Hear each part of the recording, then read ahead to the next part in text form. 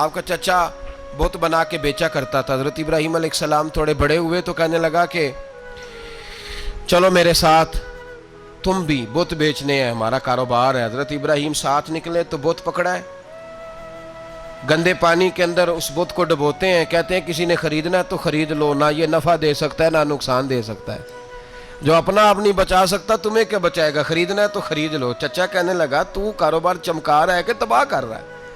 گھر میں بڑے معاملات خراب ہوئے, جھگڑے ہوئے, لیکن حضرت ابراہیم علیہ السلام ایک منٹ کے لیے بھی اپنے گھر کے اندر بھی کمپرومائز کرنے کو تیار. یہ تھوڑا مشکل میں نے پہلو چھیڑ دیا ہے, یہ تھوڑا مشکل پہلو چھیڑ دیا ہے. بڑا سمجھدار آدمی ہے پر بیوی سے پردہ نہیں کرا سکتا, سیانا ہے, پنچایت کا بندہ ہے, جو اس سے آپ کہیں گے وہ بات یہ سنائے گا, لیکن کہتا ہے نہیں جی میں نے کوشش کر لی ہے. کس قسم کی کوشش ہے صاحب, یہ کیسے ہو گیا؟ حضرت ابراہیم علیہ السلام نے گھر کے اندر سے فرمایا نہیں کرنے دوں گا, گھر کے اندر بھی ٹکرائے, فرمایا تم جو بھی ہو پاش پاش کیا چچا کے اصولوں کو, اور باہر جب نکلے تو صرف علاقے کے چیئرمین سے نہیں ٹکرائے, ایم پی ایم این اے وزیر مشیر سے نہیں ٹکرائے, سپر پاور نمرود دنیا کا واحد حکمران تھا اس وقت, دوسرا کوئی حکمران ہی نہیں تھا, اکیلے حکمران سے جا کر ٹکرائے, کوئی ساتھ فوج نہیں تھی, کوئی ساتھ ان کے طاقت بظاہر دنیا داری کی کوئی نہیں تھی, پر حضرت ابراہیم جا کے ٹکرائے. اور میرے رسول پاک صلی اللہ علیہ وسلم نے سند بیان کی, فرمایا افضل الجہاد کلمۃ الحق عند سلطان الجابر, فرمایا سب سے افضل جہاد یہ ہے کہ تو ظالم بادشاہ کے سامنے کھڑے ہو کے حق بات بیان کر دے, یہ سب سے بڑا جہاد ہے, یہ سب سے افضل الجہاد کلمۃ الحق عند سلطان الجابر, سب سے بڑا جہاد. حضرت ابراہیم کھڑے ہو گئے, سپر پاور سے ٹکرائے. یہاں ہم لوگ حکمتوں کا شکار ہیں, دیکھیں گے, کریں گے, سوچیں گے, اور مولوی صاحب کو ویسے کہتے ہیں آپ پرہیز کریں سیاسی باتوں سے. بھئی اللہ کے ہر نبی نے جا کے وقت کے ظالم حکمران کو لتاڑا ہے, للکارا ہے, یہ تو مشن انبیاء ہے.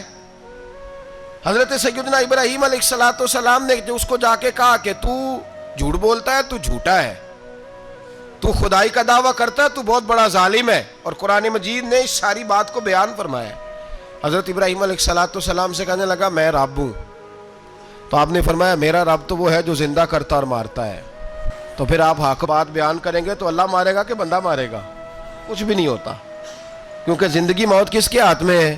اللہ کے ہاتھ میں. زندگی موت اللہ, کچھ بھی نہیں ہوتا. انسان صحیح سمت کا تعین کرے اور صحیح چلے. حضرت علی شیر خدا سے کسی نے کہا تھا کہ آپ کے بڑی دشمنی ہے, کوئی محافظ رکھ لیں. آپ فرمانے لگے موت خود بہت بڑی محافظ ہے, وقت سے پہلے آتی ہی نہیں, بڑی محافظ ہے وقت سے پہلے. علامہ نورانی رحمۃ اللہ تعالیٰ علیہ کراچی جیسے شہر میں رہا کرتے تھے, جہاں گام گام پہ خطرہ تھا. لوگوں نے کہا حضرت اتنے بڑے لیڈر ہو, آپ کی جماعت کی 62 سیٹیں ہوئیں قومی اسمبلی میں, ایک ایسا وقت بھی آیا تو کوئی ایک آدمی بندوق والا. آپ فرمانے لگے مجھے ضرورت ہی نہیں, اس لیے کہ جس خدا رسول کے لیے میں نکلا ہوں وہ خود ہی حفاظت کرنے والے ہیں, ضرورت نہیں ان چیزوں. تو بھائی حضرت ابراہیم ٹکرائے, اور آپ کا انداز کیا ہے؟ جا کے کہا کہ تو نہیں, خدا وہ ہے جو زندہ کرتا. اور اس نے ایک بیوقوفوں جیسی دلیل دی. ایک آدمی کو کل پھانسی دینی تھی تو اس کو بلایا, کہنے لگا تجھے کب پھانسی ہے؟ اس نے کہا کل. کہنے لگا جا تجھے آزاد کیا, زندگی دی, اس کو چھٹی دے دی. ایک عام آدمی بیچارہ بیٹھا تھا, اس کو پکڑ کے نا کہنے لگا اس کی گردن اڑا دو. کہنے لگا دیکھ لو میں بھی زندہ کرتا اور مارتا ہوں, وہ جو کل مرنے والا تھا میں نے زندہ کر دیا ہے, اور جس کو پتہ ہی نہیں تھا کہ میں نے مرنا ہے اسے پکڑ کے میں نے مار دیا ہے. یہ بیوقوفوں جیسی دلیل ہے. حضرت سیدنا ابراہیم علیہ السلام چاہتے تو اسی وقت دلیل توڑ دیتے کہ تو کیا بیوقوفوں جیسی بات کر رہا ہے, اگر تو زندگی دیتا ہے تو مرے ہوئے میں جان ڈال کے دے جس کو تو نے مارا ہے. لیکن حضرت ابراہیم نے دیکھا کہ بیوقوف ہے, بیوقوفوں سے بحث نہیں ہوتی, دلیل بدل لی جاتی ہے, ان کی عقل کے مطابق بات کی جاتی ہے. حضرت ابراہیم فرمانے لگے میرا رب وہ ہے جو سورج مشرق سے نکالتا ہے اور مغرب میں غروب کرتا ہے, تو اگر رب ہے تو تو مغرب سے نکال کے مشرق میں غروب کر. فبہت الذی کفر, کافر لاجواب ہو گیا. اس کے پاس اس چیز کا کوئی جواب نہیں تھا۔ علامہ اسماعیل حقی نے خوبصورت فقرہ لکھا ہے، خوبصورت، جان ڈال دی ایک جملہ کہہ کے۔ حضرت سیدنا علامہ اسماعیل حقی رحمۃ اللہ علیہ فرمانے لگے، چونکہ نمرود بیوقوفوں جیسی باتیں کر رہا تھا، اگر وہ یہ کہہ دیتا نا کہ میں سورج کو نکالتا ہوں مشرق سے، میں غروب کرتا ہوں معاذ اللہ مغرب میں نکالتا ہوں، تو آپ اپنے رب سے کہیے کہ وہ مغرب سے نکال کے مشرق میں غروب کرے۔ علامہ اسماعیل حقی فرماتے ہیں رب کریم کی آواز قدرت تھی، مالک حضرت ابراہیم علیہ السلام کے اس اگر وہ کہہ دیتا اور حضرت ابراہیم دعا کر دیتے تو رب کریم نے فرشتوں کو تیار بٹھایا ہوا تھا۔ فرمایا اگر یہ کہہ دے میرے خلیل سے کہ سورج مغرب سے نکال کے مشرق میں غروب کرنا ہے تو تیار رہنا، جس طرح خلیل کہیں گے ویسے ہی کر دیں گے۔ واتخذ اللہ ابراہیم خلیلا، ابراہیم ہمارا دوست جو ہوا، جیسے کہے گا ویسے کر دیں گے۔ حضرت سیدنا ابراہیم علیہ السلام کی باتوں کا جب جواب نہ دے سکا، دلیل نہیں بندہ دیتا، پھر لڑائی کرتا ہے، پھر جھوٹے موٹے اعتراض کرتا ہے۔ دلیل ختم ہوتی ہے تو لوگ ذاتیات پہ اترتے ہیں، کہتے ہیں یہ کھانستا صحیح نہیں، دیکھتا صحیح نہیں، دلیل ختم۔ اب ذاتیات پہ اترے، کہنے لگے مجھے پتہ چلا ہے کہ یہ فلانی جگہ گیا تھا تو وہاں جا کے اس نے اس طرح کیا ہے۔ پھر لوگ ذاتیات پہ اترتے ہیں، جب دلیل کا جواب دلیل سے نہیں دے پاتے پھر ذاتیات پر اتر کر حملے کرتے ہیں۔ حضرت ابراہیم کے دلائل کا جواب نمرود نہ دے سکا تو کہنے لگا کہ اس کو آگ میں ڈال دو۔ قوم گئی ہوئی تھی ساری، آپ نے بات سنی ہوئی ہے، میں نے صرف اشارہ دینا ہے، میلے پہ تو حضرت سیدنا ابراہیم علیہ السلام نے سارے بت توڑ دیے، کلاڑا بڑے بت کی گردن پہ رکھا، واپس آئے، کہنے لگے بت کس نے توڑے ہیں؟ تو فرمایا اس سے پوچھ لو جس کی گردن پہ کلاڑا ہے۔ کہنے لگے یہ تو بول ہی نہیں سکتا، تو فرمانے لگے بڑے بیوقوف ہو جو بولتا ہی نہیں، سنتا ہی نہیں، اپنا آپ نہیں بچا سکتا، اس کی پوجا کرتے ہو؟ کہنے لگے پکڑو، دلیلیں ختم ہو گئی، اس کو آگ میں ڈالو۔ بہت بڑی حویلی 45 فٹ مربع پہ مشتمل ایک حویلی بنائی گئی اور 45 فٹ اونچی۔ مختلف روایات، علامہ اسماعیل حقی کہتے ہیں کہ 3 مہینے تک نمرود نے کہا کہ اس کے اندر لکڑیاں ڈالو۔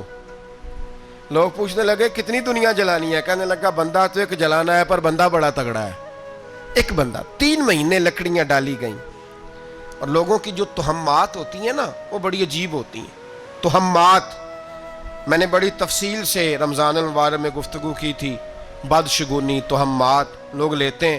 اس وقت بھی لوگ تہمات کا شکار ہو گئے، عقیدہ بگڑ جاتا ہے تو وہ عجیب و غریب باتیں کرنے لگتا ہے، تہمات کا شکار ہو گئے۔ بیبیاں نظر مانتی، میں بیمار ہوں، اگر صحیح ہو گئی تو اتنے من لکڑی دوں گی حضرت ابراہیم کی آگ جلانے کے لیے۔ ایک عورت لے کے جا رہی ہے لکڑیاں، تو ایک نیک دل آدمی نے اس سے پوچھا کہاں جا رہی ہو؟ کہنے لگی میں نے منت مانی تھی تو حضرت ابراہیم علیہ السلام کو معاذ اللہ جلانے کے لیے لکڑیاں لے کے جا رہی ہوں۔ تو وہ رب کریم کے بندے کہنے لگے تو ڈھونڈتی رہے گی، تجھے وہ جگہ ملے گی نہیں۔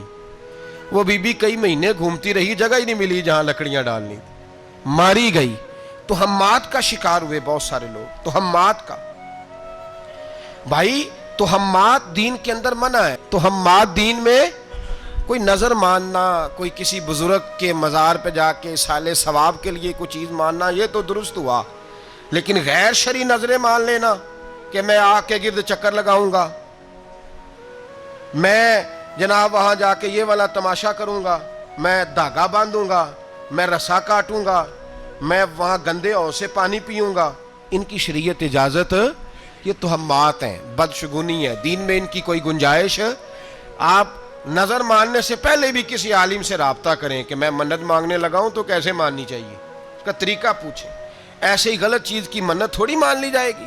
بہرحال آمدام برسر مطلب حضرت ابراہیم کے لیے آگ جلائی گئی، 45 فٹ اونچی آگ ہے، پرندہ بھی اوپر سے گزرتا ہے تو نیچے گر جاتا ہے جل کے۔ اتنے دن لگا کے آگ جلائی گئی، اب حضرت ابراہیم کو جلایا جانے لگا ہے۔ یہاں تو موجیں ہے نا، جو کسی ادارے کا سربراہ ہے اس کے لیے موج ہے، کسی جگہ آفیسر بن گیا تو موج ہے، پیر صاحب کے لیے موج ہے، علامہ صاحب کے لیے موج ہے، خطیب صاحب کے لیے موج ہے۔ جلنا کس کو پڑتا ہے؟ وہ علی کوئی نہیں رہا اللہ ماشاءاللہ، وہ لوگ گزر گئے جو تکلیفیں سہ کے کام کرتے تھے، گزر گیا زمانہ، حضرت سیدنا ابراہیم علیہ السلام کو جلایا جانے لگا ہے تو اب اتنی بڑی آگ ہے تو ڈالیں کیسے؟ شیطان نے تجویز دی کہ منجنیق بناؤ، منجنیق، بڑے بڑے بانس باندھ کے ان کے نیچے رسا باندھو، وہ جس طرح جھولنے کے لیے جھولا بنایا جاتا ہے اس طرح ایک منجنیق پرانے زمانے میں اس میں پتھر رکھ کے پھینکے جاتے تھے دشمنوں پہ، وہ منجنیق بنائی گئی کہ دور سے حضرت ابراہیم کو پھینکیں گے، ہاتھ حضرت ابراہیم کے باندھ دیے، پاؤں مبارک باندھ دیے، پوری زمین پہ ایک نام لینے والا خدا کا، اور اس کو آج رسیوں میں جکڑا ہوا ہے۔ جب پھینکا جانے لگا نا آگ میں، حوریں رونے لگی، فرشتے تڑپنے لگے، اے اللہ یہ کیا ہونے لگا ہے؟ ایک تیرا خلیل اور وہ بھی آگ میں۔ فرمایا جاؤ جا کے اس سے کہو اگر تمہاری مدد لیتا ہے تو اسے بچاؤ۔ ہوا کا فرشتہ آیا، کہا ابراہیم اگر تو کہے، او بھائی ان چیزوں کو کہانی سمجھ کے نہ سنا کریں، یہ داستان نہیں، یہ وہ طریقے ہیں جو ہمارے رسول نے ہمیں اپنانے کا حکم ارشاد فرمایا ہے، جو عقیدے، یہ وہ نظریات ہیں جو ہمیں اوڑھنے کو کہا گیا، اپنے رب کریم کی رضا پہ راضی رہنے کے یہ وہ خوبصورت مواقع ہیں صوفیاء نے جن کو بنا کر سمجھا کر ہم تک پہنچایا ہے۔ یہ ہے اہل طریقت کی باتیں، وہ کہتے ہیں یار جس حال میں رکھے راضی رہنا ہے۔ حضرت ابراہیم علیہ السلام کو پھینکا جا رہا ہے، فرشتہ آیا، اے اللہ کے خلیل اگر حکم دو تو اتنی ہوا چلاؤں کہ نمرودی جل جائیں سارے، آگ ان پہ پھینک دی جائے۔ آپ نے فرمایا تو جا، تجھ سے مجھے کوئی کام نہیں۔ تھوڑی دیر کے بعد پانی کا فرشتہ آیا، کہا حضور اتنی بارش برساؤں گا کہ آگ بجھ جائے گی۔ فرمایا تو جا، تجھ سے کوئی کام نہیں۔ اب جب منجنیق میں رکھ دیے گئے، آگ میں جانے کا لمحہ ہے، تیاری ہے، حضرت جبریل امین حاضر خدمت ہوئے، کہا ابراہیم کوئی حاجت؟ فرمایا تجھ سے کوئی نہیں۔ کہا چلو مجھ سے نہیں تو رب کریم سے ہی بات کر لو، مجھے پتا ہے میں چھوٹا ہوں، آپ مجھ سے مدد کیوں لوگے، رب کریم سے ہی بات کر لیں۔ تو حضرت ابراہیم کہنے لگے جبریل یہ بتا، رب کو نہیں پتا اس کا خلیل کس حال میں ہے؟ اسے نہیں پتا میں کس حال میں ہوں، میرے ہاتھ بندھے ہیں، پیر بندھے ہیں آگ میں، اسے نہیں پتا؟ بتایا تو اسے جاتا ہے جسے خبر نہ ہو، تو اگر اسے پتا ہے تو اگر وہ جلانے پہ راضی ہے تو میں بھی جلنے کو تیار ہوں، میں تیار ہوں، میں تیار ہوں۔ اسے کہو ٹھیک ہے۔ حضرت سیدنا ابراہیم علیہ السلام کو منجنیق میں ڈال کے جو پھینکا آگ میں، یا نار کونی بردم و سلاما علی ابراہیم، اللہ نے فرمایا اے آگ میرے ابراہیم پہ ٹھنڈی بھی ہو جا اور سلامتی والی بھی ہو جا۔ حضرت ابراہیم کو دو فرشتوں نے بٹھا دیا زمین پہ، پھول کھلے ہیں، کونپلیں مہک رہی ہیں، کلیاں خوشبو دے رہی ہیں۔ حضرت ابراہیم نے سر سجدے میں رکھ دیا، سبحان اللہ والحمد للہ ولا الہ الا اللہ واللہ اکبر۔ حضرت ابراہیم اللہ کی تسبیح پڑھنے لگے، رب کریم کا شکر بجا لانے لگے۔ نکلے وہاں سے، کچھ دن گزر گئے، نکلے، حکم ہو گیا ابراہیم علاقہ چھوڑ دو۔ حضرت ابراہیم علیہ السلام وہاں سے نکل کے مصر آئے، چچا کے پاس ٹھہرے، انہوں نے اپنی بیٹی جناب سارہ کا نکاح کر دیا۔ کچھ آگے بڑھے تو ایک ظالم بادشاہ سے ٹکرائے، اس نے ایک شہزادی، ایک بادشاہ کی بیٹی قید کی ہوئی تھی، جناب ہاجرہ نام تھا، ان کو قید سے چھڑا کے ساتھ لائے۔ حضرت لوط علیہ السلام بھی ساتھ، یہ 4 لوگوں کا قافلہ چلا، فلسطین میں جا کے پڑاؤ ڈالا، گھر بار چھوڑا، تبلیغ شروع ہوئی۔ حضرت ابراہیم کے گھر میں 2 خواتین ہیں، ایک آپ کی بیوی ہیں، ایک حضرت ہاجرہ ہے، اولاد کوئی نہیں، بڑا میوہ ہے میٹھا، گھر وہی آباد ہوتا ہے جس میں بچے روتے ہیں، گھر ہوتا ہی وہ ہے جس میں بچوں کی چنچناہٹ ہوتی ہے، بھن بھناہٹ ہوتی ہے۔ حضرت ابراہیم نے ایک بچہ روتے ہوئے دیکھا تو آنکھوں میں آنسو آئے، کہنے لگے ربی حب لی من الصالحین، یا اللہ مجھے بھی نیک اولاد عطا کر دے۔ حضرت سارہ نے سن لیا، کہنے لگی ابراہیم شاید میرے بطن سے تو آپ کو نصیب نہیں، ہاجرہ سے نکاح کر لو۔ جناب ہاجرہ سے نکاح ہوا۔ اللہ تو بڑا بے نیاز ہے، رب کریم نے حضرت اسماعیل جیسا خوبصورت بیٹا عطا فرمایا۔ بیٹا کالا سیاہ بھی ہو تو سینے کی ٹھنڈک ہوتا ہے، پر یہ تو وہ بیٹا ہے جس کی پیشانی میں نور محمدی چمکتا ہے صلی اللہ علیہ وسلم۔ حضرت سیدنا اسماعیل علیہ اتنے خوبصورت، اب جس بیوی کے ہاں بیٹا تھا، بیٹھنا اٹھنا بھی زیادہ اس کے پاس، آنا جانا بھی اس کے پاس، توجہ ادھر ہو گئی۔ جناب سارہ رشک کرنے لگی، ایک دن کہنے لگی اسے چھوڑا جنگل میں، وادی غیر ذی زرع، مکے کے پاس۔ بھائی ایک بیٹا عالم دین بنا لو، کہنے لگا روٹی کہاں سے کھائے گا؟ تیرے 5 بیٹے ہیں کو حافظ قرآن بنا، کہتے روٹی کہاں سے کھائے گا؟ وہ بچہ بھی کہتا ہے میں کہاں سے کھاؤں گا؟ حضرت ابراہیم علیہ السلام تو چند مہینے کا بچہ چھوڑ آئے، تو کہاں سے روٹی کھائی حضرت اسماعیل نے؟ کہاں سے کھائی ان کی اماں نے روٹی؟ بھوکے مر جاتے ہیں یہ سارے۔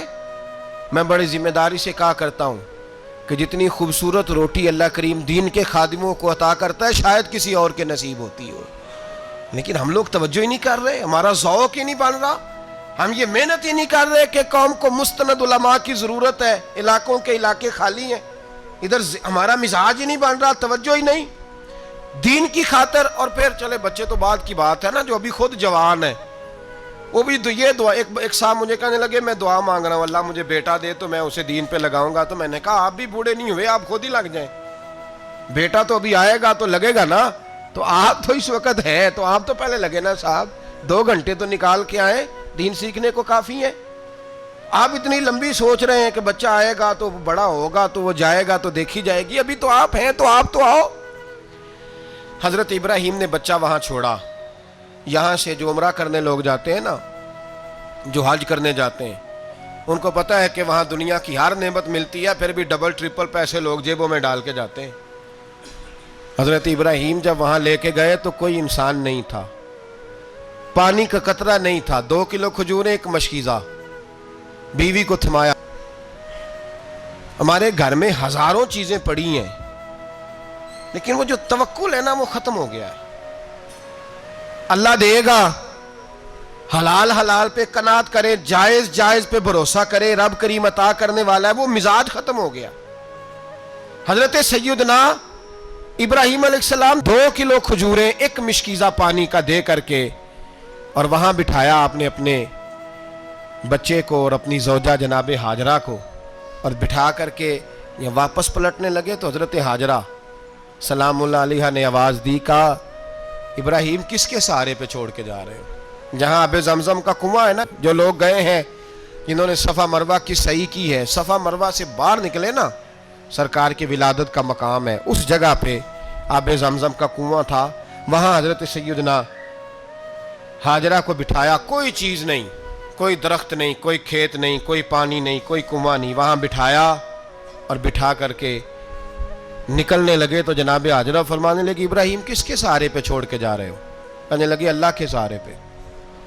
تو پاک باز بی بی نے ایک لفظ پوچھا، کہا ابراہیم یہ میرے رب کا حکم ہے، یہ میرے، بس جن کا عقیدہ توحید مضبوط ہو ان کے لیے ایک جملہ کافی ہوتا ہے، یہ میرے اللہ کا حکم ہے۔ تو جناب ابراہیم علیہ السلام فرمانے لگے ہاجرہ ہاں رب کا حکم ہے۔ جب یہ لفظ کہے تو چاہیے تھا نا حضرت ابراہیم تسلی دیتے، تو بی بی صاحبہ تسلی دینے لگی، عرض کرنے لگی ابراہیم اگر اللہ کا حکم ہے تو پھر آپ ہماری فکر نہ کرنا، اگر یہ رب کا حکم ہے تو پھر ہماری فکر نہ کرنا، جس رب نے ہمیں یہاں تک پہنچایا ہے وہ ہمیں کبھی بھی ضائع نہیں فرمائے گا، پھر فکر نہ کرنا۔ حضرت ابراہیم آ گئے، بات آپ نے سنی ہوئی ہے، اشارہ کرنا مقصود ہے۔ 13 سال میں چلے مان بھی لیا جائے بعض روایات کی روشنی میں کہ آتے جاتے بھی رہے، لیکن مکمل دیکھ بھال اپنے بچے کی پرورش میں پورا حضرت ابراہیم علیہ السلام کا کردار، سارا کردار ماں کا تھا۔ میں جب خواتین کے بارے میں کوئی بات کرتا ہوں تو میں آپ کو اکثر کہتا ہوں کہ یہ صرف بیوی کے لیے حکم نہیں ہوتا، یہ ٹریننگ بیٹی کو دینی ہے اور بہن کو دینی ہے، یہ تربیت کرے اپنے گھر میں۔ میں تجربے کی روشنی میں یہ بات عرض کیا کرتا ہوں کہ بھائی بچے باپ کے فرما بردار اس وقت ہوتے ہیں جب اماں انہیں باپ کا فرما بردار کرتی ہے، اور بچے باپ کے نافرمان بھی تب ہوتے ہیں جب اماں انہیں باپ کا۔ میں نے اپنے کانوں سے سنا ایک دفعہ ایک بچہ اپنے باپ سے کہہ رہا ہے آپ نے تو ساری زندگی باہر گزار دی، پیسے کمانا کون سا مشکل کام ہے، دکھ سکھ تو سارے اماں نے برداشت کیے، سکولوں میں وہ جاتی تھی، فلانا کام وہ کرتی تھی، فلانا کام۔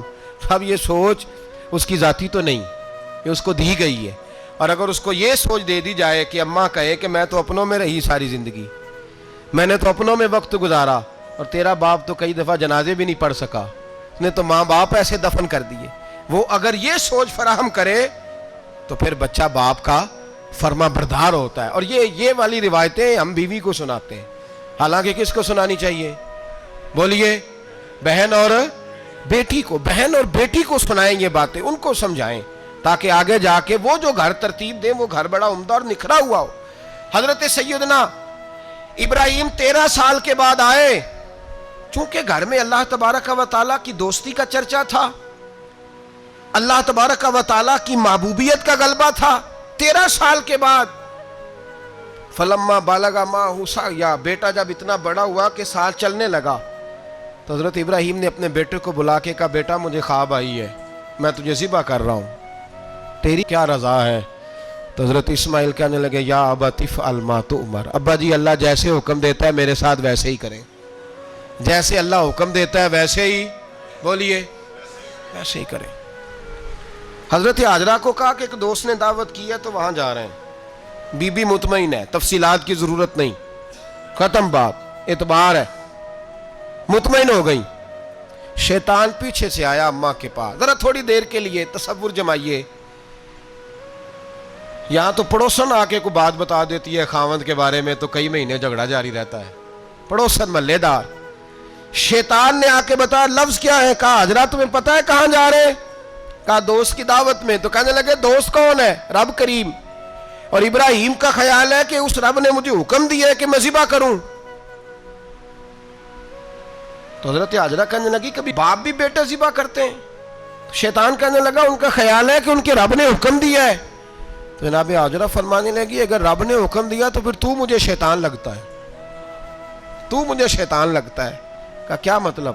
فرمانے لگی اگر رب کریم کا حکم ہے تو میرے پاس ایک اسماعیل ہے، اگر 1000 بھی ہوتے میں سارے اللہ کے راستے میں پیش کر دے دیتی، مالک کا ہی تو ہے سارا کچھ، اسی کا ہے، اس میں لیت اللہ کی کیا گنجائش؟ حضرت سیدنا ابراہیم علیہ السلام نے بیٹے کے حلق پہ چھری رکھ بھی دی اور چھری چلا بھی دی، رکھ بھی دی، اور وہ تو اللہ کریم نے فرمایا یا ابراہیم قد صدقت الرؤیا، ابراہیم تو نے خواب سچا کر دکھایا، وہ قیامت تک تیرا نام رہے گا۔ حضرت ابراہیم نے وطن بھی دیا، جان بھی دی، بیٹا بھی، اللہ کریم نے دمبے دیے، فرمایا یہ فدیہ ہے۔ اب یہ قربانی قیامت تک حضرت ابراہیم کے طریقے کے مطابق جاری ہے۔ حضرت ابراہیم بہت بڑے مہمان نواز تھے، بہت بڑے۔ آپ جب مصر میں قیام تھا تو بڑے بڑے لمبے چوڑے لنگر پکتے تھے، لوگ آیا جایا کرتے تھے، بڑا تفصیل کے ساتھ کھانا ہوتا تھا۔ مہمان نوازی آپ کی خاص صفت مبارکہ ہے، ہمارے ہاں بھی مہمان نوازی ہوتی ہے امیروں کی، بلکہ اب تو مہمان نوازی اس طرح کی ہے کہ کل تیری میرے پاس دعوت ہے اور پرسوں میری تیرے پاس ہے، وہی امیروں میں وہ چکر رہتا ہے، پارٹیاں دوست ایک دوسرے کو ڈالتے ہیں، تیری طرف پارٹی تیری طرف، اور اسی انداز میں اب یہ عید آئے گی نا ٹکا پارٹیاں ہوں گی جگہ جگہ، اور لوگ سوال پوچھنے لگے ابھی سے، کہتے ہیں قربانی کا کتنا گوشت گھر رکھنا جائز ہے؟ قربانی کا کتنا گوشت گھر رکھنا جائز ہے؟ سارا ہی جی، اس لیے فریزر لے لیں، فریج سے نہیں کام چلے گا، سارا ہی جہاز گھر رکھنا سارا ہی جائز ہے، رکھ لیں۔ او خدا کے بندے، قربانی وہ بندہ دیتا ہے جو سارا سال ہی گوشت کھاتا ہے، صحیح کہہ رہا ہوں؟ قربانی صاحب نصاب صاحب استطاعت بندہ دیتا ہے نا، تو وہ سارا سال ہی گوشت، تو سارا گھر میں رکھنا بھی جائز ہے، لیکن سارا دے دینا بھی، تو جو آ رہی ہے اس پہ کیوں توجہ کرتے ہو؟ جو دوسرا جائز ہے اس پہ کیوں نہیں عمل کرتے؟ سارا تقسیم کر دیں، بات ختم ہوئی۔ یقین کریں محرم میں جا کے دوست ٹیلی فون کر کے سوال پوچھتے ہیں، کہتے ہیں صاحب سنا ہے قربانی کا گوشت محرم میں کھانا جائز نہیں، میں کہ نہیں ربیع الاول چ بھی جائز جے، رجب رمضان تک کھاؤ، کوئی بندہ نہیں منع کرتا، اس لیے کہ کسی کو دینا تو پسند ہی نہیں، یا پھر اس میں سے جو خاص خاص چیزیں ہیں وہ اپنی فریج میں اور باقی جو ہے وہ دوسروں کے لیے۔ یہ کیا طریقہ ہے ہمارا؟ اور اسی پہ عمل ہے۔ اللہ تبارک و تعالی ہمیں سمجھنے کی توفیق عطا فرمائے۔ حضرت ابراہیم بہت بڑے مہمان نواز تھے، صرف قربانی نہیں دیتے تھے، سارا سال بہت سارا لنگر، بہت سارا کھانا پینا، بہت ساری چیزیں جاری رہتی تھیں، اور جتنے غریب لوگ تھے فلسطین کے ان کو پتا تھا کہ حضرت ابراہیم علیہ السلام کا لنگر جاری ہے۔ فلسطین میں جب آپ کا قیام تھا، ایک دفعہ ڈھیروں مہمان آ گئے اور کھانے کو کوئی چیز نہیں، حضرت سارہ اور جناب حاجرہ دونوں اس وقت موجود تھیں، وہ کہنے لگی ابراہیم بہت سارے مہمان آ گئے تو کیا کریں؟ جناب سارہ کہنے لگی کس طرح کر کے ان کی مہمان نوازی کرنی؟ اور حالات یہ ہیں کہ قحط پڑا ہوا ہے فلسطین میں، مصر میں، دور دراز علاقوں میں، تو حضرت ابراہیم کہنے لگے یہ اللہ کے مہمان ہیں اور ہمیں رب کریم کا بندہ سمجھ کے آ گئے ہیں، اللہ ہی بندوبست کرے گا۔ فرمانے لگے میرا مصر میں ایک دوست ہے، وہ قحط کے دنوں میں غلہ جمع کر لیتا ہے، میں اس کی طرف پیغام بھیجتا ہوں، مجھے امید ہے وہاں سے غلہ ملے گا۔ 2 3 5 اونٹ والے غلام بلائے اور ان کو کہا کہ جاؤ غلہ لے آؤ مصر کے دوست سے۔ وہ لوگ کہتے ہیں ہم غلہ لینے گئے، وہاں جب پہنچے تو حضرت ابراہیم خلیل اللہ علیہ السلام کا پیغام دیا تو آپ کا وہ دوست کہنے لگا غلہ تو بے شمار تھا، مجھے خبر نہیں تھی کہ حضرت ابراہیم کا پیغام آئے گا، تو میں تو سارا تقسیم کر چکا ہوں، لوگ لے گئے، اب تو کوئی شے نہیں۔ اب وہ خالی آ گئے 5 کے 5 اونٹ۔ جب خالی آئے تو حضرت ابراہیم کی حویلی کی دیواریں چھوٹی چھوٹی تھیں، ان غلاموں میں سے، خادموں میں سے، آپ کے ان چاہنے والوں میں سے ایک کہنے لگا یار وہ غریب تو انتظار کر رہے ہوں گے کہ غلہ لینے گئے ہیں، ہمیں روٹی ملے گی۔ چھوٹی چھوٹی دیواریں ہیں، وہ جب دیکھیں گے نا خالی آ گئے تو انہیں تکلیف ہوگی، اس طرح کرو بوریوں میں ریت بھر لیتے ہیں، ریت بھر کے لے جاتے ہیں، بعد میں اندر رکھ کے انہیں سمجھا بہلا لیں گے یا حضرت ابراہیم کو بتائیں گے، وہ خود ہی ان لوگوں کی دل جوئی فرمائیں گے۔ اب غلہ کی جگہ ریت بھر کے اونٹوں پہ رکھ کے لائی گئی، لا کے بوریاں جب رکھ دی گئیں، حضرت ابراہیم علیہ السلام دوپہر کے وقت آرام فرما رہے تھے، بی بی سارا اٹھی، کہتی ہیں جب میں نے دیکھا نا کہ بوریاں پہنچ گئی ہیں تو گئی، غلام کو ساتھ لیا اور اس کو جب کھولا نا تو کہتی اتنی حسین گندم میں نے پہلے کبھی دیکھی نہیں تھی، اتنا پیارا دانہ میں نے کبھی ملاحظہ ہی نہیں کیا تھا۔ فرماتی ہیں جب اس کو پیس کر چکی میں روٹیاں پکائیں تو خوشبو دور دور تک پھیل گئی، اعلیٰ غذا بنی، بڑے بڑے کھانے بیویوں نے مل کے پکائے، چن دیے گئے، حضرت ابراہیم اٹھے تو لوگ کھانا کھا رہے، سجدہ شکر ادا کیا، اور جب سجدے میں گئے تو وحی آنے لگی، پھر رونے لگے۔ جب پلٹ کر باہر تشریف لائے تو جناب سارا کہنے لگی ابراہیم تمہارا مصری یار بڑا اچھا ہے، اس نے اتنی اعلیٰ گندم بھیجی ہے کہ اتنی تو میں نے پیاری گندم کبھی دیکھی نہیں۔ جناب ابراہیم مسکرائے، فرمانے لگی سارا یہ مصری یار نے نہیں بھیجی، یہ میرے عرشی یار نے بھیجی ہے۔